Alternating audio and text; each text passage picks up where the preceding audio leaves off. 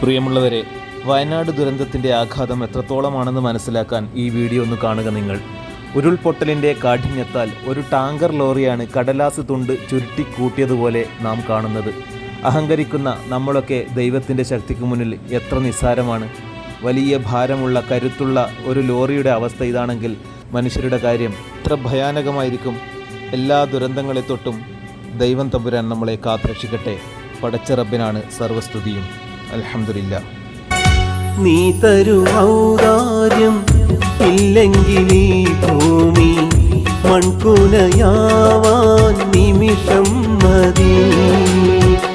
കാരുണ്യ പേമാരി പെയ്യാതിരുന്നാലോ സൃഷ്ടികൾക്കെന്താണ് വേറെ വഴി? കണ്ണീരുണങ്ങാത്ത പാപങ്ങൾ ഞങ്ങൾ